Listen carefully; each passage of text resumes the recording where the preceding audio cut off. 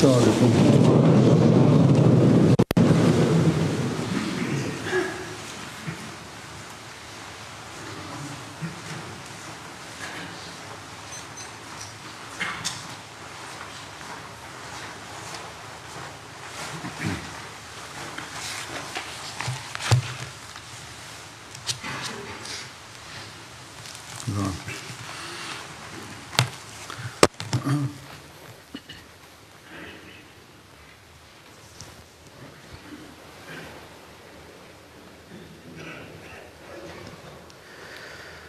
الله أكبر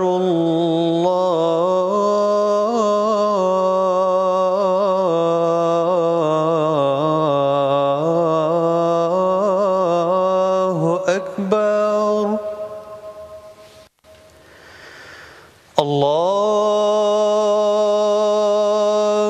أكبر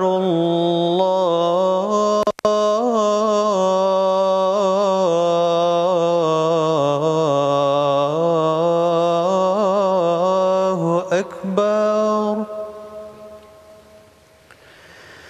أشهد أن لا إله إلا الله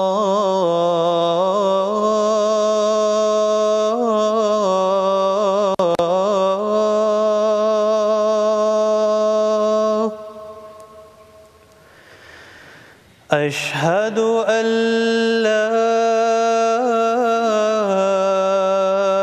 إله إلا الله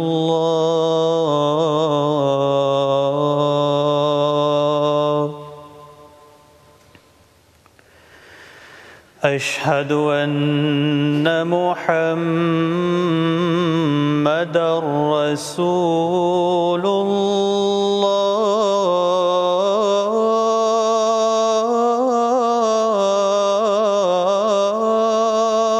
الله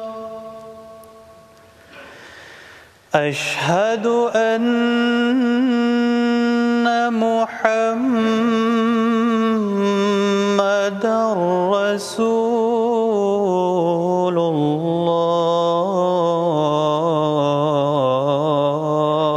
الله حي على الصلاة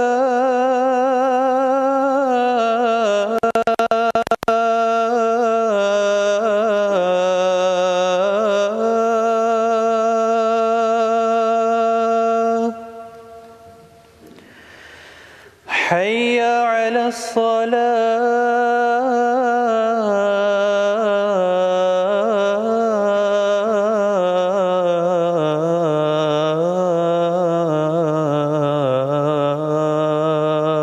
الصلاة حي على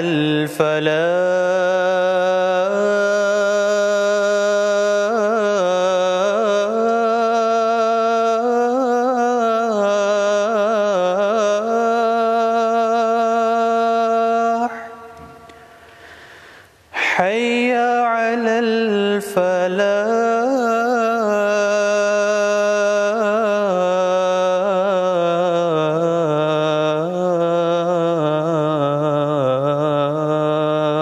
الفلاح الله أكبر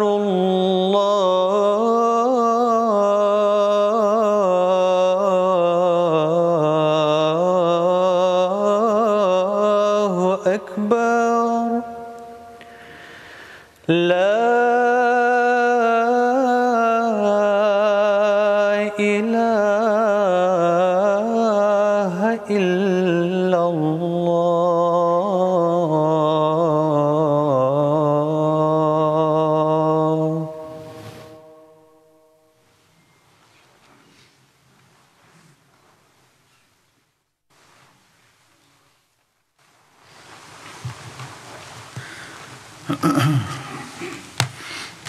السلام عليكم ورحمة الله.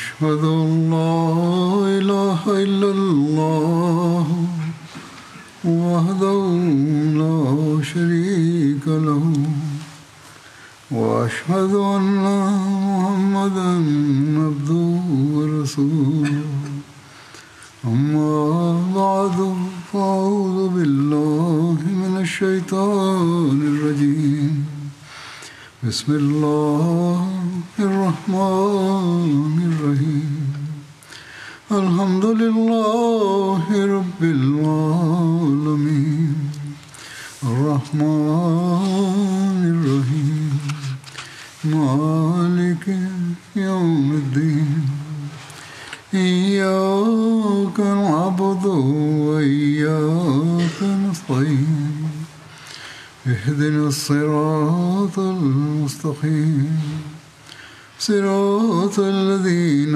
أنعمت عليهم غير المغضوب عليهم ولا الضالين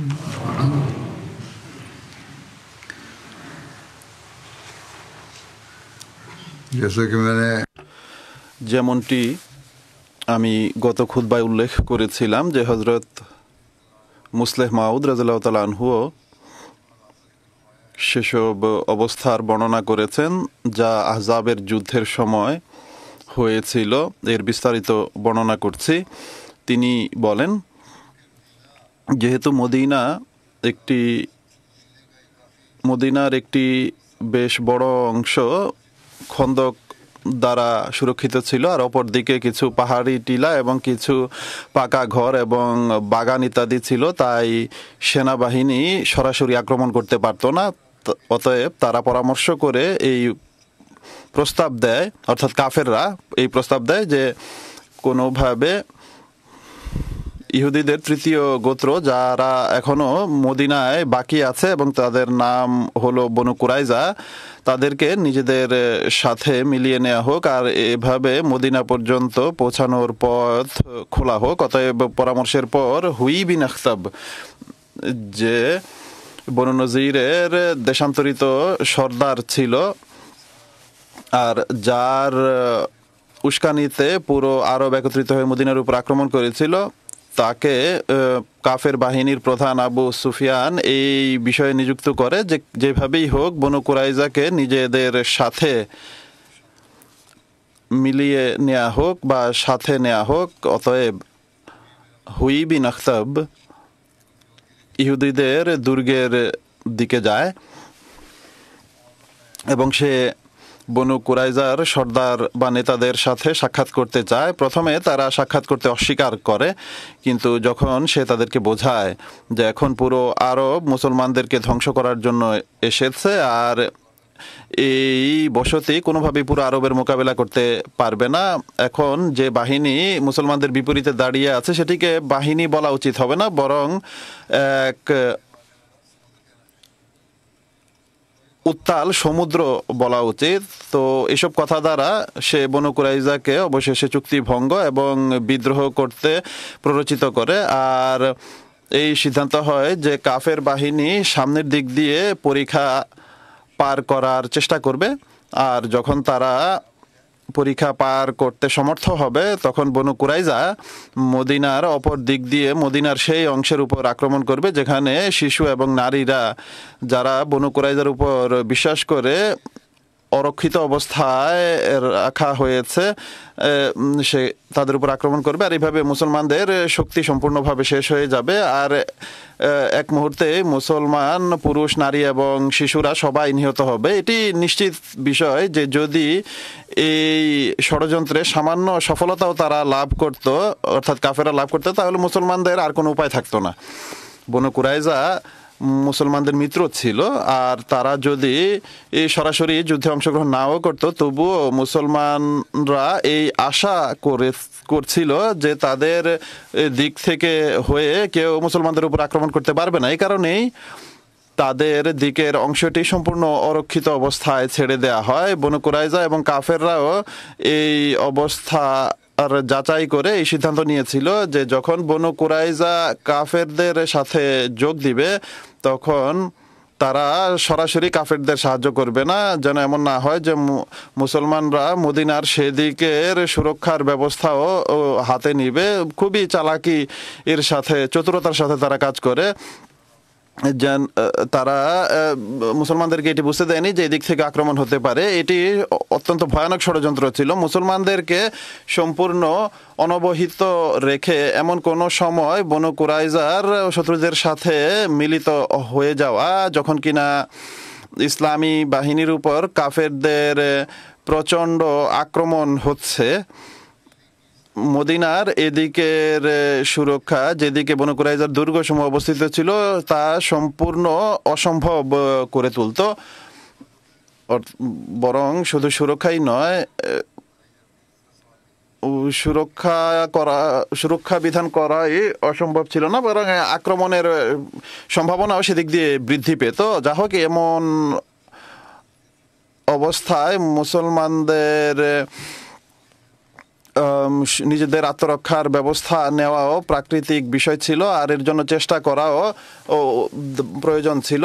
এই জন্য মদিনা থেকে 5 ব্যক্তির ব্যবস্থা করার বিষয়টি হাতে নেন মহানবী সাল্লাল্লাহু আলাইহি ওয়াসাল্লাম। এ সম্পর্কে ইতিহাসবিদগণ বর্ণনা করেছেন যে বনু কুরাইজার চুক্তি ভঙ্গের সংবাদ মুসলমানদের কাছে পৌঁছে গেলে তাদের ভীতি বৃদ্ধি পায় এবং তারা নারী এবং শিশুদের বিষয়ে চিন্তিত হয়। আর মুসলমানদের অবস্থা এমন হয়ে যায় যা আল্লাহ তাআলা বলেছেন যে ইস জাউকুম মিন ফাওকিকুম ওয়া মিন আসফালা মিনকুম ওয়া জাকাতিল আবসারো ওয়া বালাগাতিল কুলুবুল হানাজেরা ওয়া তাজুন্নুনা बिल्लाहि ज़ुनूना।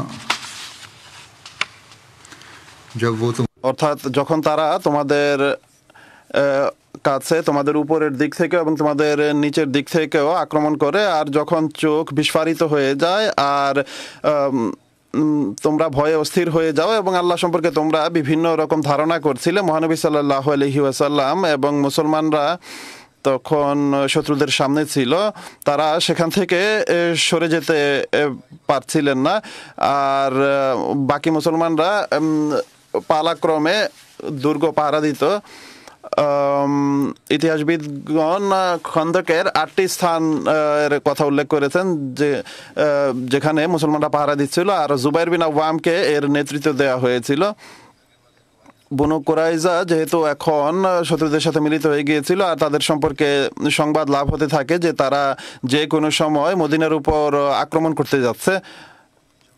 যখন মহানবী সাল্লাল্লাহু আলাইহি ওয়াসাল্লাম এই সংবাদ পান, তখন মহানবী সাল্লাল্লাহু আলাইহি ওয়াসাল্লাম হযরত সালামা বিন আসলামকে 200 সদস্য সহ এবং হযরত যায়েদ বিন হারসাকে 300 সদস্য সহ মদিনার সুরক্ষার জন্য প্রেরণ করেন এবং বলেন যে রাতের বেলায় 2টি ভিন্ন স্থানে প্রহরা দিবে এবং বিভিন্ন সময় আল্লাহু আকবার ধ্বনি উচ্চকিত করতে থাকবে। হযরত মির্জা বশির আহমদ সাহেব এটিকে এভাবে বর্ণনা করেছেন যে তখন মদিনার সুরক্ষা বিধান বাহ্যিক দিক থেকে খুবই কঠিন ছিল। শহরের চারিদিকে ভয়ানক শত্রুরা ঘেরাও করে বসেছিল, যারা এই উদ্দেশ্যে বসেছিল যে কোনো সুযোগ পেলে মুসলমানদেরকে নিশ্চিহ্ন করে দিবে। শহরে মুসলমানদের দিক থেকে প্রতারণাকারী বা বিশ্বাসঘাতক বনু কুরাইজা ছিল, যারা নিজেরাই এক বড় বাহিনীর চেয়ে কম ছিল না, আর তারা যখন চাইতো বা সুযোগ পেত তারা পিছন দিক থেকে মুসলমানদের উপর আক্রমণ করতে পারত। আর মুসলমান নারী ও শিশুরা শহরের ভিতরে ছিল, তারা যেন সবসময় তাদের শিকারে পরিণত হতে পারত। এই অবস্থায় কারো এটি বুঝতে অসুবিধা হওয়ার কথা নয় যে দুর্বল মুসলমানদের এই অবস্থা অনেক ভীতিকর অবস্থায় পরিণত হয়। আর অনেকে এটিও বলে যে মা বাদানিল্লাহু ওয়া রাসূলুহু ইল্লা গুরুরা, মা ওয়াদানিল্লাহ অর্থাৎ মনে হয় যেন খোদা এবং তার রসুলদের যে ওয়াদা বা প্রতিশ্রুতি তা মিথ্যা প্রতিশ্রুতি ছিল, কতিপয় মুনাফেকরা মহানবী সাল্লাল্লাহু আলাইহি ওয়াসাল্লামের সমীপে উপস্থিত হয়ে এই কথাও বলা আরম্ভ করেছিল যে হে আল্লাহ রাসূল সাল্লাল্লাহু আলাইহি ওয়াসাল্লাম, শহরে আমাদের বাড়িঘর সম্পূর্ণ অরক্ষিত, আপনি অনুমতি দিলে আমরা নিজেদের ঘরে অবস্থান করে সেগুলোর সুরক্ষা বিধান করতে চাই। এর উত্তরে ওহী হয় যে ওয়ামা হিয়া বিআওরাত, इन युरीदूना इल्ला फिरारा, यानी ये गलत। অর্থাৎ এটি ভুল যে তারা নিজেদের বাড়িঘরের অরক্ষিত হওয়ার চিন্তা রয়েছে, বরং মূল কথা হলো তারা যুদ্ধক্ষেত্র থেকে পলায়নের পথ খুঁজছে। কিন্তু একই সময় নিষ্ঠাবান মুসলমানদের অবস্থার কথা বর্ণিত হয়েছে পবিত্র কুরআনে, যেখানে বলা হয়েছে ওয়ালাম্মা রাআল वलम्मा राअल मुमिनून अल अहज़ाबा क़ालू हाज़ा मा वअदनल्लाहु व रसूलुहु व सदक़ल्लाहु व रसूलुहु व मा ज़ादहुम इल्ला ईमानन व तस्लीमा। जब मोमिनों অর্থাৎ মুমিনরা যখন কাফেরদের এই বাহিনীকে দেখে তখন তারা বলে যে এগুলো সবই খোদা এবং তার রসুলের ওয়াদা অনুযায়ী, খোদা এবং তার রসুল অবশ্যই সত্য, অতএব এই আক্রমণ দ্বারাও তাদের ঈমান আরও বৃদ্ধি পেয়েছে। কিন্তু অবস্থার স্পর্শকাতরতা এবং ভয়ানক পরিস্থিতির উপলব্ধি সবার মাঝে ছিল। তাই আল্লাহ তাআলা বলেন जाऊकुम मिन फौक़िकुम व मिन असफल मिनकुम व इज़ाग़तिल अबसारो व बलगतिल क़ुलूबुल हनाजिर व तज़ुन्नूना बिल्लाहि ज़ुनूना व तज़ुन्नूना बिल्लाहि ज़ुनूना, यानी याद करो, অর্থাৎ স্মরণ করো যখন কাফেরদের বাহিনী তোমাদের উপর এবং তোমাদের নিচের দিক থেকে তোমাদের উপর আক্রমণ করে আর অস্থিরতায় তোমাদের চোখ ঘূর্ণায়মান থাকে এবং তোমাদের কলিজা মুখের কাছে চলে আসে, আর তোমরা আর কেউ নিজের মতো করে খোদার সম্পর্কে বিভিন্ন ধারণা করা আরম্ভ করে। সেই সময়টি অবশ্যই মুমিনদের জন্য এক কঠিন পরীক্ষার সময় ছিল, আর মুসলমানদের উপর এক ভয়াবহ ভূমিকম্প এসেছিল। এমন ভয়ানক পরিস্থিতিতে মুসলমানদের স্বল্প জামাত, যাদের মাঝে কতিপয় দুর্বল শ্রেণীর লোক এবং কিছু মুনাফেকও ছিল, তারা কি বা মোকাবেলা করতে পারত? তাদের কাছে এত সংখ্যক লোকও ছিল না যে তারা দুর্বল অবস্থায় প্রহরার ব্যবস্থা করবে, অতএব সারা দিন রাতের প্রচন্ড প্রহরা তাদেরকে দুর্বল করে দিয়েছিল। অপরদিকে বনু কুরাইজার বিশ্বাসঘাতকতার কারণে শহরের সুরক্ষা বিধান করাও অধিক প্রয়োজন ছিল, যেন মহিলা এবং শিশুরা সুরক্ষিত থাকে। কাফেরদের বাহিনী সর্বদা মুসলমানদেরকে কোণঠাসা করতে চেষ্টা করছিল। কখনো তারা একসাথে জমা হয়ে আক্রমণ আরম্ভ করত এবং মুসলমানরা তাদের প্রতিরক্ষায় ব্যস্ত হয়ে পড়ত, আর যার কারণে তারা সেই সময় অন্যদিকে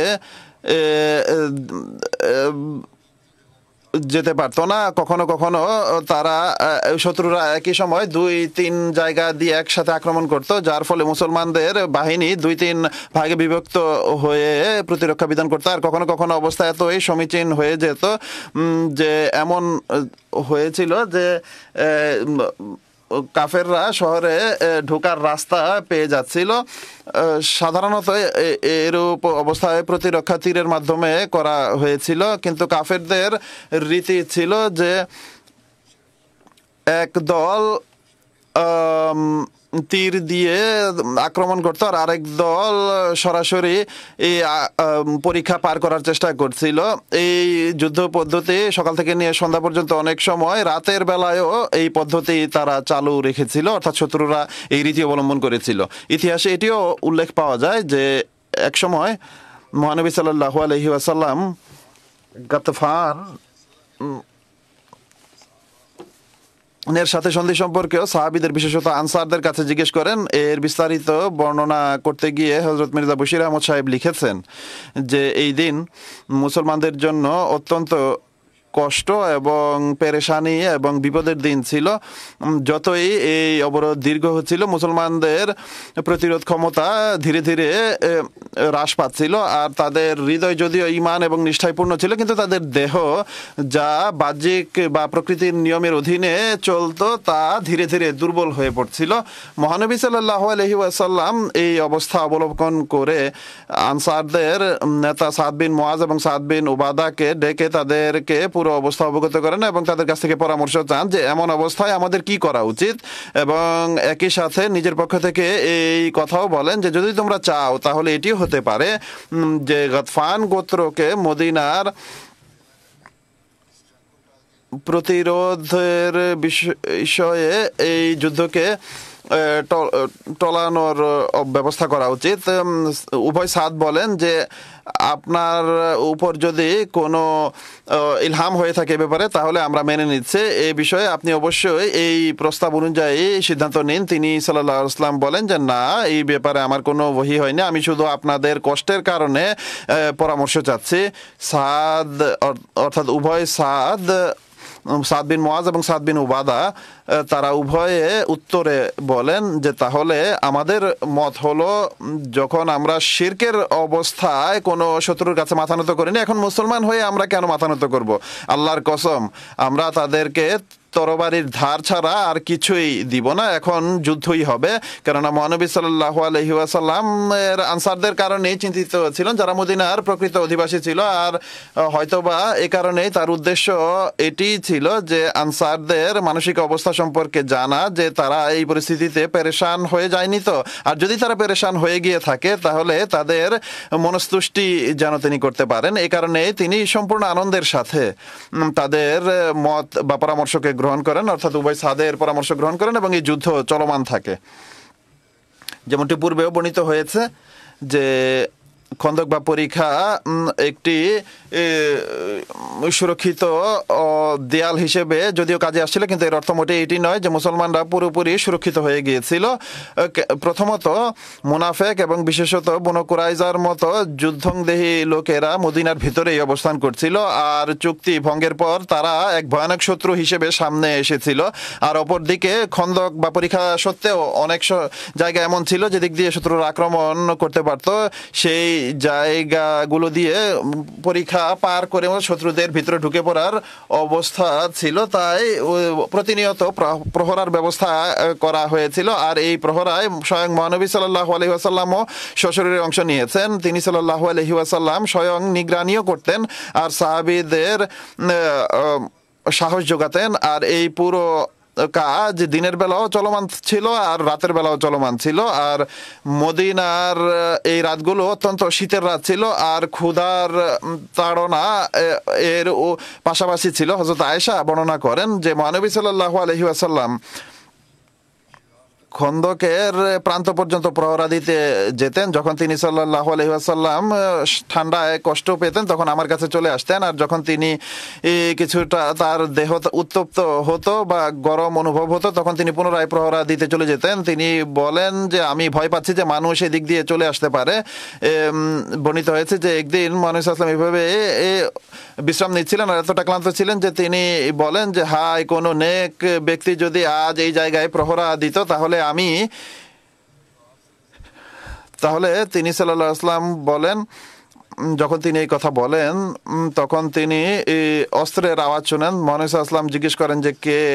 তখন সাদ বিন আবি ওয়াক্কাস বলেন যে হে আল্লাহর রাসূল সাল্লাল্লাহু আলাইহি ওয়াসাল্লাম, আমি হলাম সাদ, আপনার সুরক্ষার জন্য প্রহরা দিতে এসেছি। তখন তিনি সাল্লাল্লাহু আলাইহি ওয়াসাল্লাম বলেন যে আমার সুরক্ষার প্রয়োজন নেই, তুমি অমুক জায়গায় যাও, সেখানে পরীক্ষার একটি স্থান দুর্বল, সেখানে প্রহরা দাও। মহানবী সাল্লাল্লাহু আলাইহি ওয়াসাল্লাম এর নিবেদিত প্রাণ সাহাবীদেরও তার প্রতি ভালোবাসার এক অদ্ভুত পন্থা ছিল যে কিভাবে তারা নিজেদেরকে উপস্থাপন করেছেন। আর অপরদিকে আমরা দেখি যে মহানবী সাল্লাল্লাহু আলাইহি ওয়াসাল্লাম নিজের ব্যক্তি সত্তার উপর সবাইকে প্রাধান্য দিচ্ছিলেন। এমন সাহসী যে নিজের প্রাণের কোনো পরোয়া ছিল না, মদিনাবাসীদের চিন্তা তার অধিক ছিল, আর নিজে অধিকাংশ সময় প্রহরা দিতেন। আর কখনো বিশ্রাম নেওয়ার জন্য তাঁবুতে ফিরে আসলেও তার অধিকাংশ সময়ও আল্লাহ তাআলার প্রতি বিনত হয়ে তিনি আল্লাহ তাআলার কাছে দোয়া করেন। অতএব হযরত উম্মে সালামা বর্ণনা করেন যে আমি মহানবী সাল্লাল্লাহু আলাইহি ওয়াসাল্লামের সাথে খন্দকের যুদ্ধের সময় উপস্থিত ছিলাম, আর আমরা প্রচন্ড ঠান্ডা আর সময় অতিবাহিত করছিলাম। আমি এক রাতে দেখি যে তিনি সাল্লাল্লাহু আলাইহি ওয়াসাল্লাম দাঁড়িয়ে আছেন আর নিজে তাঁবুতে যতক্ষণ আল্লাহ তাআলা চেয়েছেন ততক্ষণ নামাজ পড়েছেন, অর্থাৎ অনেক দীর্ঘ নামাজ পড়েন। এরপর তাঁবুর বাইরে চলে যান, কিছুক্ষণ কিছু দেখতে থাকেন। এরপর আমি তাকে দেখতে পাই যে তিনি বলছেন যে কাফেরদের ঘোড়সওয়াররা পরীক্ষা পার করার চেষ্টা করছে। তখন একজন সাহাবীকে ডাকলে তিনি বলেন যে লাব্বায়েক। তিনি সাল্লাল্লাহু আলাইহি ওয়াসাল্লাম বলেন যে তোমার সাথে আর কেউ আছে কি? তিনি বলেন যে জি হ্যাঁ, আমার সাথে আমার কিছু সাথী বা সঙ্গী রয়েছে, আর আপনার তাঁবুর আশেপাশে প্রহরা দিচ্ছে তারা। তিনি তৎক্ষণাৎ বলেন যে তোমার সাথীদের নিয়ে যাও এবং পরীক্ষার চক্কর লাগাও। মুশরিকদের অশ্বারোহীরা খন্দক প্রদক্ষিণ করছে, যে তোমাদের গাফেল অবস্থায় তারা তা পার করে চলে আসবে। এরপর তিনি দোয়া করেন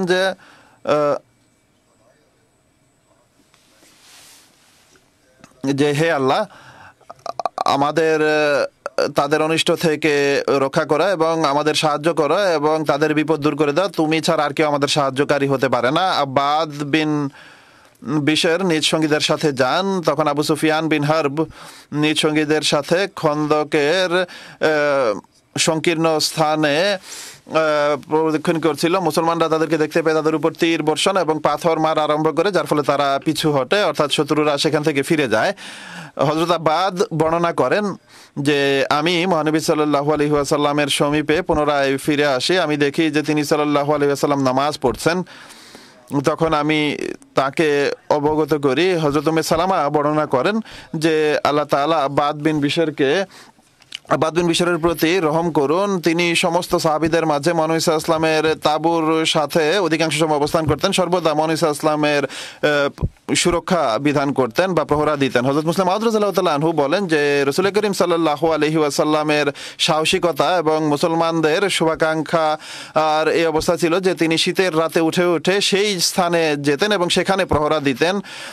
হযরত আয়েশা বলেন যে তিনি প্রহরা দিতে দিতে ক্লান্ত হয়ে পড়লে ঠান্ডার কারণে ফিরে আসতেন কষ্ট হলে, আর কিছুটা দেহ গরম হতেই পুনরায় সেই সংকীর্ণ স্থানের প্রহরা দেওয়ার জন্য চলে যেতেন। এভাবে অনবরত জেগে থাকার কারণে তিনি একদিন সম্পূর্ণ ক্লান্ত হয়ে পড়েন, আর এক রাতে তিনি বলেন যে হায়, কোনো নিষ্ঠাবান মুসলমান থাকলে আমি কিছুটা বিশ্রাম নিতে পারতাম। তখন বাইরে সাদ বিন ওয়াক্কাসের আওয়াজ আসে। তিনি সাল্লাল্লাহু আলাইহি জিজ্ঞেস করেন কেন এসেছো? তিনি বলেন যে আপনার প্রহরা দিতে এসেছি। মহানবী সাল্লাল্লাহু আলাইহি বলেন যে আমার প্রহরার প্রয়োজন নেই, তুমি অমুক স্থানে যাও যেখানে খন্দকের প্রান্ত কিছুটা ভেঙে গেছে, যাও আর সেই জায়গার প্রহরা দাও যেন মুসলমানরা সুরক্ষিত থাকে। অতএব সাদ সেই জায়গায় প্রহরা দিতে চলে যান এবং তিনি সাল্লাল্লাহু আলাইহি ওয়াসাল্লাম ঘুমিয়ে পড়েন।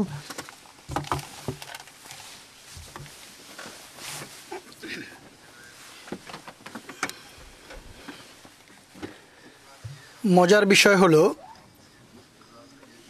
এর এক জায়গায় ব্যাখ্যা করা হয়েছে, যখন মহানবী সাল্লাল্লাহু আলাইহি ওয়াসাল্লাম শুরুতে মদিনায় এসেছিলেন এবং অনেক আশঙ্কা ছিল, তখনও সাদ রাদিয়াল্লাহু তাআলা আনহু পাহারা দেওয়ার জন্য এসেছিলেন। সেই দিনগুলোতে মহানবী সাল্লাল্লাহু আলাইহি ওয়াসাল্লাম একদিন কিছু লোকের অস্ত্রশস্ত্রের ঝঙ্কার শুনতে পান এবং জিজ্ঞেস করেন যে আমি আব্বাদ বিন বিশর। হযরত মুসলিম মাউদ দেখেছেন যে আব্বাদ বিন বশির, কিন্তু আসলে যেহেতু আনোয়ারুল উলুমের 20তম খণ্ডে আব্বাদ বিন বশির লেখা হয়েছে, যা মনে হয় প্রমাদ বা আনোয়ারুল উলুমে সিরাতুল হালবিয়ার উদ্ধৃতি দেওয়া হয়েছে এবং সিরাতুল হালবিয়াতে তার উদ্ধৃতি লেখা আছে আব্বাদ বিন বশির নয়। যা হোক, আমি এই ব্যাখ্যা এই জন্য করছি যে অনেকে আমাকে লিখে পাঠাবে যে অমুক জায়গায় তো এভাবে লেখা আছে, আপনি কথা বলেছেন কারণ কি? যা হোক, আব্বাদ বিন বিশর হচ্ছে আসল নাম, যা হতে পারে ভুলে লেখা হয়েছে বা যিনি লেখক তিনি ভুল করেছেন, বা হযরত মুসলিম মাউদ হয়তো এমনটি বলে থাকবেন। যা হোক, তিনি বলছেন আব্বাদ বিন বশির বলেন যে আমি দাঁড়িয়ে আছি, আব্বাদ বিন বিশর বলেন যে আমি দাঁড়িয়ে আছি। তখন মহানবী সাল্লাল্লাহু আলাইহি ওয়াসাল্লাম বলেন তোমার সাথে আর কেউ আছে কি? তিনি বলেন না, সাহাবীদের একটি দল আমার সাথে আছে যারা আপনার তাঁবু পাহারা দেওয়ার জন্য এসেছেন। মহানবী সাল্লাল্লাহু আলাইহি ওয়াসাল্লাম বলেন এখন মুশরিকরা খন্দক বা পরীক্ষা পার হওয়ার চেষ্টা করছে, সেখানে যাও এবং তাদের মোকাবেলা করো, আমার তাঁবু পাহারা দেওয়ার দরকার নেই। এই যুদ্ধ চলাকালীন সময় হযরত সাফিয়া রাদিয়াল্লাহু তাআলা আনহার বীরত্বের উল্লেখ পাওয়া যায়। এর বিস্তারিত বিবরণে লেখা আছে যে মহানবী সাল্লাল্লাহু আলাইহি ওয়াসাল্লামের পবিত্র সহধর্মিণী এবং ফুপু হযরত সাফিয়া বিনতে আব্দুল মুত্তালিব অন্যান্য মহিলাদের সঙ্গে মিলে এক দুর্গে আবদ্ধ ছিলেন। অর্থাৎ মহানবী সাল্লাল্লাহু আলাইহি ওয়াসাল্লাম পবিত্র সহধর্মীরা, তার ফুপু, মহানবী সাল্লাল্লাহু আলাইহি ওয়াসাল্লাম আত্মীয় স্বজন এবং অন্যান্য মহিলারা সেই দুর্গে অবরুদ্ধ ছিলেন বা আশ্রয় নিয়েছিলেন। আর হাসান বিন সাবেত সেই দুর্গের তত্ত্বাবধায়ক ছিলেন। যখন বনু কুরাইজা অঙ্গীকার ভঙ্গের ঘোষণা দেয় তখন ইহুদিরাও কিছু না কিছু মুসলমানদের ক্ষতিগ্রস্ত করার জন্য চেষ্টা করতে থাকে। হযরত সাফিয়া মহানবী সাল্লাল্লাহু আলাইহি ওয়াসাল্লামের ফুপু বর্ণনা করেন একবার 10 জন ইহুদি এখানে আসে এবং আমাদের দুর্গের চতুর্দিকে ঘুরতে থাকে, অর্থাৎ কোনো সুযোগ সন্ধান করতে চাচ্ছিল যে কোন দিক থেকে এই দুর্গে প্রবেশ করা যায়। এরই মধ্যে এক ইহুদি দুর্গের দেওয়াল বা একেবারে কাছাকাছি আসে। আমি তাকে দেখি এবং হাসানকে বলি হাসান সেখানে যাও এবং সেই ইহুদির মোকাবেলা করো। সে বলে হে আব্দুল মুত্তালিবের কন্যা, আল্লাহর কসম আপনি জানেন আমি এমন মানুষ নই, যদি আমার মাঝে এই সাহস থাকতো তাহলে আমি মহানবী সাল্লাল্লাহু আলাইহি ওয়াসাল্লামের সঙ্গেই যুদ্ধক্ষেত্রে যেতাম। হযরত সাফিয়া বর্ণনা করেন হাসান যখন একথা বলে তখন আমি সেখান থেকে একটি কাঠের টুকরো হাতে তুলে নেই, দুর্গ থেকে বের হই এবং সেই ইহুদির কাঁধের উপরে বা মাথার উপরে বাড়ি মারি, মাথা ফেটে সেখানেই পড়ে যায়। আমি ফিরে চলে আসি এবং হাসানকে বলি নিচে নেমে তার জিনিসপত্র নিয়ে আসো, অর্থাৎ যা কিছু তার কাছে আছে তা তুমি মালে গনিমত হিসেবে নিয়ে নাও। তখন হাসান বলে হে আব্দুল মুত্তালিবের কন্যা, তার জিনিসপত্রের কোনো প্রয়োজন আমার নেই। আমি তখন বলি এর মাথা কেটে ইহুদিদের মাঝে নিক্ষেপ করো যাতে তারা ভয় পায়, এরপর এদিকে আর না আসে। হযরত হাসান বলেন আমার মাঝে এতটুকু সাহসও নেই। তখন হযরত সাফিয়া সেই ইহুদির মাথা কেটে ওই ব্যক্তির মাথা কেটে দেওয়ালের বাইরে ইহুদিদের মাঝে নিক্ষেপ করে এবং এইটি দেখে ইহুদিরা ভয় পায় এবং তারা বলে যে আমরা জানতাম মুহাম্মদ সাল্লাল্লাহু আলাইহি ওয়াসাল্লাম নারীদের একা ছাড়তে পারে না, নিশ্চয়ই এখানে তাদের সঙ্গে রক্ষক আছে। এরপর এই কথা বলে তারা সেখান থেকে পালিয়ে যায়। মহানবী সাল্লাল্লাহু আলাইহি ওয়াসাল্লামকে এর সংবাদ দেওয়া হয়। তখন হযরত সাফিয়ার জন্য একটি অংশ নির্ধারণ করেন, যেভাবে মালে গনিমতের অংশ পুরুষদের জন্য নির্ধারণ করা হয় থাকে। সিরাত খাতামুন নবীন পুস্তকে এর উল্লেখ করতে গিয়ে হযরত মির্জা বশির আহমদ সাহেব লিখেছেন শহরে মহিলা এবং শিশুদের অবস্থা এমন ছিল যে মহানবী সাল্লাল্লাহু আলাইহি ওয়াসাল্লাম তাদেরকে সাধারণত শহরের এক বিশেষ অংশে, যা এক ধরনের দুর্গের অবস্থা ছিল, সেখানে একত্রিত করত এবং তাদের নিরাপত্তার জন্য বিশেষ কোনো মুসলমানদের নিরাপত্তার ডিউটিতে রাখা হতো না। আর যুদ্ধক্ষেত্রে যখন মুসলমানদের উপরে বা যুদ্ধ প্রবল রূপে হতো তখন মুসলমানরা সেখানেই ব্যস্ত থাকতো, তাই নারীরা একাই থাকতো। তাদের নিরাপত্তার জন্য শুধু এমন পুরুষরা থাকতো যারা কোনো কারণে যুদ্ধক্ষেত্রে যাওয়ার যোগ্যতা রাখে না। সুতরাং এমন কোনো সুযোগের সদ্ব্যবহার করে ইহুদিরা শহরের এই অংশের উপরে আক্রমণ করার পরামর্শ করে, দুর্বিসন্ধ করে, যেখানে নারী এবং শিশুরা একত্রিত ছিল এবং তারা গুপ্তচর বৃত্তির কারণে তাদের এক ব্যক্তিকে পাঠায়। তখন ঘটনাচক্রে নারীদের মধ্যে থেকে এক মহিলা, পুরুষদের মধ্যে থেকে হাসান বিন সায়েদ কবি উপস্থিত ছিল। সে মনের দিক থেকে দুর্বল হওয়ার কারণে যুদ্ধক্ষেত্রে যাওয়ার যোগ্য ছিল না। যখন নারীরা তাদের চতুর্দিকে ইহুদি শত্রুদের সন্দেহজনকভাবে ঘোরাফেরা করতে দেখে তখন সাফিয়া বিনতে আব্দুল মুত্তালিব, যিনি মহানবী সাল্লাল্লাহু আলাইহি ওয়াসাল্লামের ফুপু ছিলেন, হাসান বিন সাবেদকে বলেন এই ব্যক্তি ইহুদি শত্রু, সেখানে দুর্বিসন্ধি করার জন্য এবং গোয়েন্দাগিরি করার জন্য ঘুরছে, একে হত্যা করো যাতে সে পরবর্তীতে আক্রমণ করার বা সে ইহুদিদের গিয়ে সংবাদ দিতে না পারে। হাসান রাজি না হলে সাফিয়া বাইরে গিয়ে সেই ইহুদির মোকাবেলা করেন এবং তাকে হত্যা করে দেওয়াল থেকে নিচে ফেলে দেয়। এবং এই সিদ্ধান্ত, এই পরামর্শ দেন সেই ইহুদি গুপ্তচরের মাথা কেটে ইহুদিদের মাঝে নিক্ষেপ করা হোক, যেখানে ইহুদিরা জমা আছে, যাতে ইহুদিরা মুসলমান নারীদের উপরে আক্রমণ করার সাহস না পায় এবং তারা মনে করতে থাকে যে এখানে নারীদের হেফাজতের জন্য অনেক পুরুষ মানুষ এখানে আছে। এই পরামর্শ কার্যকর হয় এবং এই সময় ইহুদিরা তাদের মধ্যে ত্রাস ছড়িয়ে পড়ে এবং তারা সেখান থেকে পালিয়ে যায়। হযরত মুসলিম মাউদ রাদিয়াল্লাহু আনহু এই কথা বা এই ঘটনা বর্ণনা করেছেন। তিনি বলেন, বনু কুরাইজা এই সুযোগের সন্ধানে ছিল যে কোনো সুযোগ পেলে তারা মুসলমানদের সন্দেহ সংশয় বৃদ্ধি না করে মদিনার ভিতরে প্রবেশ করে নারী এবং শিশুদের তারা হত্যা করবে। সুতরাং একদিন বনু কুরাইজা এক গোয়েন্দা পাঠায় যাতে সে খোঁজ নিয়ে আসে যে নারী এবং শিশুরা একা আছে নাকি সেখানে বিশাল সংখ্যার সৈন্যবাহিনী তাদের হেফাজতের জন্য নিয়োগ করা হয়েছে। যে বিশেষ অংশে বিশেষ পরিবারের লোকেরা শত্রুদের কাছ বিষয়ে যাদের বেশি আশঙ্কা ছিল তাদের আশ্রিত রাখা হয়েছিল, তাদের দিকে এসে সেই ইহুদি খুঁজতে থাকে এবং তদন্ত করতে থাকে বা দুরভিসন্ধি করতে থাকে। কিন্তু মহানবী সাল্লাল্লাহু আলাইহি ওয়াসাল্লামের ফুপি হযরত সাফিয়া তাকে দেখতে পায়। ঘটনা করে সে তখন একজন মুসলমান পুরুষ সেখানে ছিলেন এবং তিনি অসুস্থ ছিলেন। হযরত সাফিয়া তাকে বলেন, এই ব্যক্তি দীর্ঘদিন মহিলাদের অংশে ঘোরাফেরা করছে এবং এখান থেকে যাওয়ার নামই নিচ্ছে না, আর চতুর্দিকে সে চোখ বুলাচ্ছে, নিশ্চয়ই সে গুপ্তচর, তার মোকাবেলা করা এমন যেন না হয় সে পুরো অবস্থা যাচাই করে শত্রুরা আমাদের উপর আক্রমণ করে বসে। তখন সেই অসুস্থ সাহাবি এমনটি করতে অস্বীকৃতি জানায়।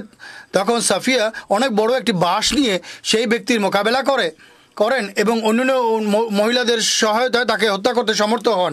অবশেষে তদন্ত করে জানা যায় যে সে ইহুদি ছিল এবং বনু কুরাইজার এক গুপ্তচর ছিল। তখন মুসলমানরা আরও বেশি বিচলিত হয়ে পড়ে এবং মনে করে এখন মদিনার এই অংশটিও নিরাপদ নয়। কিন্তু সামনের দিকে শত্রুদের এত আক্রমণ ছিল, তারা এদিকে নিরাপত্তার কোনো আয়োজনও তারা করতে পারছিল না। কিন্তু এত সত্ত্বেও মহানবী সাল্লাল্লাহু আলাইহি ওয়াসাল্লাম মহিলাদের হেফাজতকে অগ্রাধিকার দেন এবং 1200 সৈন্যদের মধ্যে হতে 500 জন সৈন্য মহিলাদের নিরাপত্তার জন্য শহরে মোতায়েন করেন। আর খন্দকের নিরাপত্তার জন্য 18-20 হাজার সৈন্যের মোকাবেলায় মাত্র 700 সৈন্য দাঁড়িয়েছিল।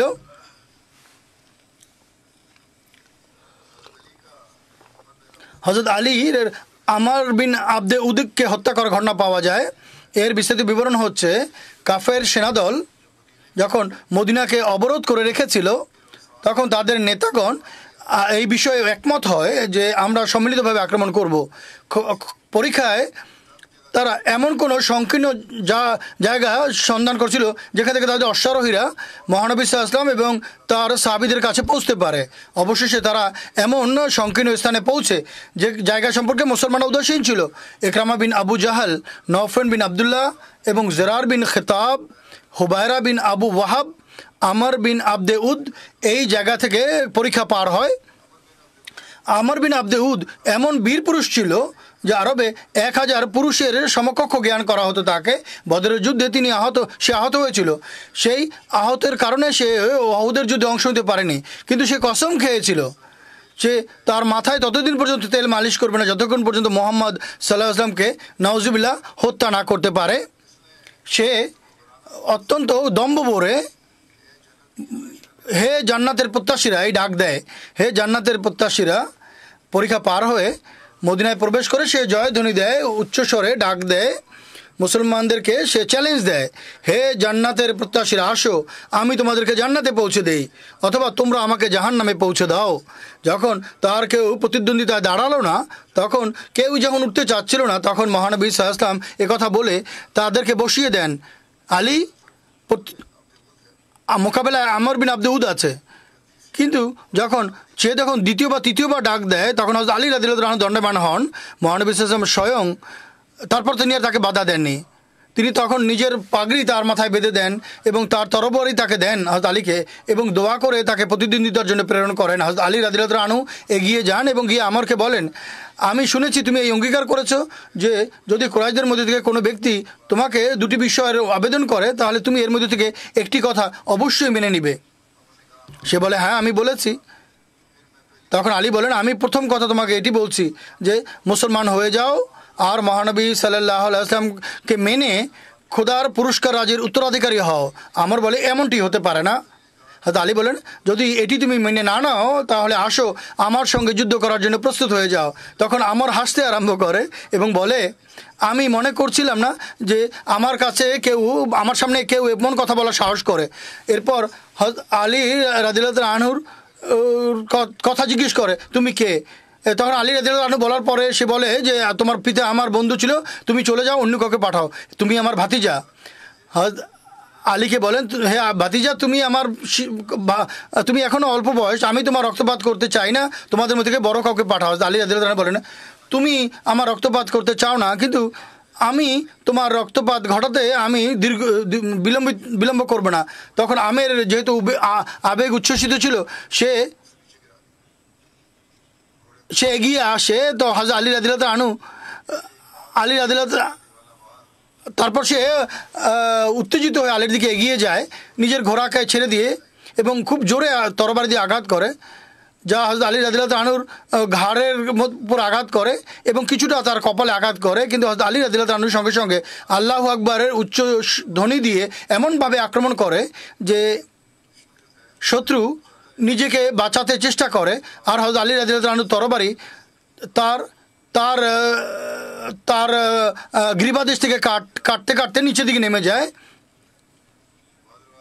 কোনো কোনো রেওয়ায়তে এটিও পাওয়া যায় যে দুটি কথা নয়, বরং তিনটি কথার মধ্যে তুমি একটি মানো, এই কথা তুমি বলেছিল। প্রথম কথা ছিল তুমি ফেরত চলে যাও। আলী যখন তাকে বলেছিলেন যে তুমি ফেরত চলে যাও, তখন সে বলে এমনটি হতে পারে না। তখন তিনি বলেছিলেন যে মুসলমান হয়ে যাও। তখন সে না মানলে তখন বলছে, ঠিক আছে, আসো, মোকাবিলায় আসো। আমার যখন মারা যায় তখন তার অন্যান্য সাথীরা ভীতত্রস্ত হয়ে পালিয়ে যায়। হযরত জুবাইর রাদিয়াল্লাহু আনহু তাদের পশ্চাৎধাবন করেন এবং নওফল আবদুল্লাহকে তিনি ধরতে সক্ষম হন, এবং হুবায়রা বিন আবু ওয়াহাব যে উম্মে হানির, হযরত আলীর বোন হযরত উম্মে হানির স্বামী ছিলেন, এত জোরে আঘাত করে তার ঘোড়ার পায়ের হাড় কেটে যায়। আর আরেকটি বক্তব্য অনুযায়ী আমরের ধ্বংসের পর হুবায়রা এবং জেরার বিন খিত্তাব হযরত আলী রাদিয়াল্লাহু আনহুর উপর আক্রমণ করেছিল, কিন্তু তার প্রতি আক্রমণে তারা পালিয়ে যায়। অথচ হুবায়রা কুরাইশদের সর্বোচ্চ বা সর্বোত্তম অশ্বারোহী মনে করা হতো। এক রেওয়ায়েত অনুযায়ী জিরার বিন খিত্তাব, যে হযরত ওমর রাদিয়াল্লাহু আনহুর ভাই ছিলেন, সে যখন পালিয়ে যায় হযরত ওমর রাদিয়াল্লাহু আনহু তার পশ্চাৎধাবন করেন। জিরার হঠাৎ করে ঝুঁকে পড়ে, আর হযরত ওমর রাদিয়াল্লাহু আনহু তাকে বর্ষা দিয়ে আক্রমণ করতে যাচ্ছিল, কিন্তু আক্রমণ করেনি, থেমে যায়। হযরত ওমর রাদিয়াল্লাহু আনহুকে সম্বোধন করে সে বলে, ওমর, আমার এই অনুগ্রহ স্মরণ রাখবি, আমি তোর উপরে আক্রমণ করি। আচ্ছা, হযরত ওমর উপরে আক্রমণ করতে চাচ্ছিল। হযরত ওমর রাদিয়াল্লাহু আনহু, লেখা আছে যে হযরত ওমর রাদিয়াল্লাহু আনহু তিনি তার এই এহসান বা অনুগ্রহকে কীভাবে স্মরণ রেখেছিলেন, তিনি কীভাবে অনুগ্রহকে স্মরণ রেখেছিলেন। জেরারের কি অনুগ্রহ ছিল? হ্যাঁ, আল্লাহ তাআলার এই অনুগ্রহ তার প্রতি হয়েছিল। ওমর রাদিয়াল্লাহু আনহুর হয়তো দোয়া ছিল, যেই দোয়া সে পেয়েছিল। অবশেষে মক্কা বিজয়ের পর এই জেরার ইসলাম গ্রহণ করে। এরপর ইসলামী বিভিন্ন যুদ্ধে সে যোগদান করে এবং বীরত্বের সঙ্গে নৈপুণ্য প্রদর্শন করে, এবং ইয়ামামার যুদ্ধে সে শাহাদাত বরণ করে। কারো কারো মতে তিনি শাহাদাত বরণ করেনি, বরং দীর্ঘদিন বেঁচে ছিলেন এবং মুসলমান অবস্থায় মৃত্যুবরণ করেন। আমের বিন আবদে উদ নিহত হওয়ার পর কাফেররা মহানবী সাল্লাল্লাহু আলাইহি ওয়াসাল্লামের সমীপে বাণী পাঠায় যে 10,000 দিরহামের বিনিময়ে তারা তার লাশ কিনে নিতে চায়। মহানবী সাল্লাল্লাহু আলাইহি ওয়াসাল্লাম বলেন, একে নিয়ে যাও, আমরা মৃতদের মূল্য গ্রহণ করি না। কোনো কোনো রেওয়ায়ত অনুযায়ী নওফল বিন আবদুল্লাহ ভিন্ন এক ঘটনায় মারা গিয়েছিল। তার বিস্তারিত বিবরণ হচ্ছে, একদিন সে তার ঘোড়ায় আরোহণ করে, ঘোড়া ছুটতে ছুটতে সে যেন পরীক্ষা পার করতে পারে, কিন্তু সেই ঘোড়া পরীক্ষা পার করতে পারেনি এবং বাহন সহ পরীক্ষার মধ্যে পড়ে যায় এবং সে ধ্বংস হয়ে যায়। কেননা পরীক্ষায় পড়ার পর তার ঘাড়ের হাড় ভেঙে গিয়েছিল। মুশরিকরা তার লাশ গ্রহণ করার জন্য বিনিময় দিতে চায়, মহানবী সাল্লাল্লাহু আলাইহি ওয়াসাল্লাম কে মুক্তিপণ দিতে চায়। মহানবী সাল্লাল্লাহু আলাইহি ওয়াসাল্লাম বলেন, আমাদের এর মুক্তিপণের কোনো প্রয়োজন নেই এবং আমরা একে দাফন করতে তোমাদের কোনো বাধা দিব না। হযরত মুসলিম মাউদ রাদিয়াল্লাহু আনহু নওফলের হত্যার ঘটনা বর্ণনা করতে বলেন। তিনি লিখেছেন যে তিনি বর্ণনা করেন যে শত্রুরা যখন পরীক্ষার উপর আক্রমণ করছিল এবং অনেক সময় তারা আক্রমণ করতে সফল হয়েও যেত।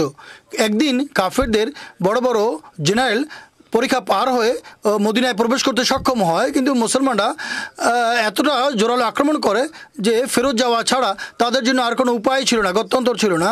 তখন পরীক্ষা পার হয়ে কাফেরদের অনেক বড় এক নেতা, নওফেল নামের এক নেতা, সে মারা যায়। সে এত বড় এক নেতা ছিল যে কাফেররা ধারণা করেছিল যে যদি তার লাশের অবমাননা করা হয় তাহলে আরবে আমাদের জন্য মুখ দেখানোর কোনো জায়গা থাকবে না। সুতরাং তারা মহানবী সাল্লাল্লাহু আলাইহি ওয়াসাল্লামের কাছে বার্তা পাঠায়, যদি আপনি এর লাশ ফেরত দেন তাহলে তারা 10,000 দিরহাম তাকে দেওয়ার জন্য প্রস্তুত আছেন। তাদের ধারণা ছিল যেভাবে আমরা মুসলমান নেতাদের বরং স্বয়ং মহানবী সাল্লাল্লাহু আলাইহি ওয়াসাল্লামের চাচার নাক কান ওহুদের যুদ্ধে কেটে দিয়েছিলাম, একইভাবে সম্ভবত আজ মুসলমানরা আমাদের এই নেতার নাক কান কেটে আমাদের জাতির অসম্মান করবে। কিন্তু ইসলামের নির্দেশ তো পুরোপুরি ভিন্ন ছিল। ইসলাম লাশের অবমাননা করার অনুমতি দেয় না। সুতরাং কাফেরদের বাণী বা বার্তা মহানবী সাল্লাল্লাহু আলাইহি ওয়াসাল্লামের কাছে যখন পৌঁছে, তখন তিনি বলেন, এই লাশ দিয়ে আমরা কি করব? এই মৃতদেহ আমাদের কোন কাজে আসবে? এর বিনিময়ে আমরা তোমাদের কাছ থেকে কোনো মূল্য গ্রহণ করব? এই ব্যক্তির মরদেহ তোমরা সানন্দে তুলে নিয়ে যাও, এর সঙ্গে আমাদের কোনো সম্পর্ক নাই। এর আরও বিস্তারিত বিবরণ ইনশাআল্লাহ আগামীতে বর্ণনা করা হবে।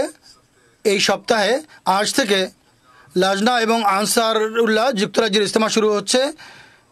এদের উভয়কে, যেমনটি আমি বলেছিলাম, লানসার খোদামকে বলেছিলাম, লাজনা আজনাসকে বলছি, এই দিনগুলোতে আপনার দোয়ার মাধ্যমে সময় পার করুন, দরুদ শরীফ পাঠ করার প্রতি মনোযোগ নিবদ্ধ রাখুন। আল্লাহ তাআলা আপনাদের সবাইকে তৌফিক দিন এবং ইজতেমার যে উদ্দেশ্য এবং লক্ষ্য তা পূর্ণ করার সর্বাত্মক চেষ্টা করুন। এমন যেন না হয় যে এটি শুধুমাত্র হাসি গল্প এবং কথাবার্তার অনুষ্ঠানে পরিণত হবে। আল্লাহ তাআলা সব দিক থেকে এই অনুষ্ঠান আশিস পূর্ণ করুন বা বরকত করুন।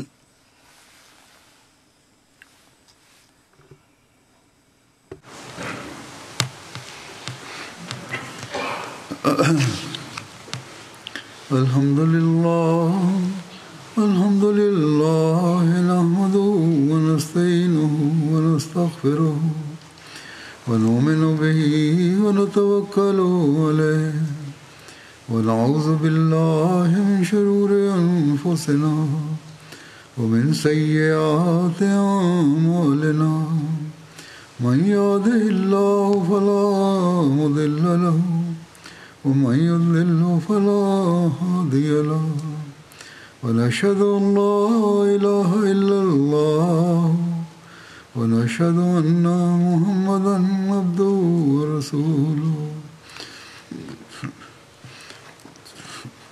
عباد الله رحمكم الله إن الله يأمر بالعدل والإحسان وإيتاء ذي القربى وينهى عن الفحشاء والمنكر والبغي يعظكم لعلكم تذكرون اذكروا الله يذكركم وادعوه يستجب لكم ولذكر الله أكبر